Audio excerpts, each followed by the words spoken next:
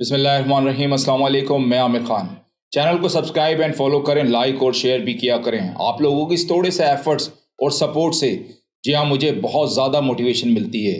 آج بات کریں گے خان صاحب کی گرفتاری کو لے کر خود نون لیگ میں اختلافات شروع ہو گئے ہیں۔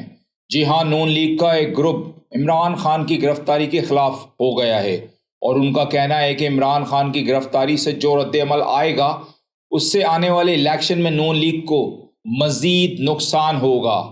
ناظرین، انہیں بھی اب سمجھ آ چکا ہے کہ عمران خان کی گرفتاری سے انہیں نقصان نہیں بلکہ نون لیگ ختم ہونے جا رہی ہے، کیونکہ آپ یہ دیکھیں جس پر 200 کیسز ہوں وہ ڈٹ کر بھی نہ کسی بیماری کا بہانہ نہ کسی تکلیف کا بہانہ وہ فیس کر رہا ہے، اور جس کے اوپر ایک کیس بھی ہے وہ اس ملک سے بھاگا ہوا ہے۔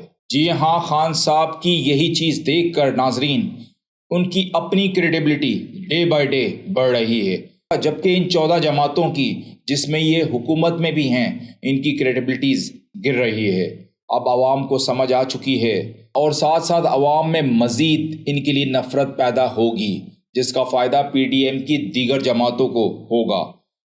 دوسرا گروپ عمران خان کی گرفتاری چاہتا ہے اور اس گروپ کی خواہش یہ ہے کہ نواز شریف کی طرح عمران خان کو بھی اس بار الیکشن کیمپین کرنے کی اجازت نہ دی جائے۔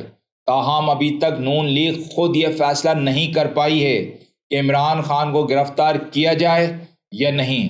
ناظرین، کیونکہ 14 جماعتیں اور ان کے سہولت کار مل بیٹھ کر ہی فیصلہ کر پائیں گے آخر خان کے ساتھ کرنا کیا ہے، جبکہ پہلے بھی عمران خان کی گرفتاری پر پیپلز پارٹی نے سارا ملبہ شاید آپ کو یاد ہوگا نون لیگ پر ڈال دیا تھا اور بلاول بھٹو زرداری نے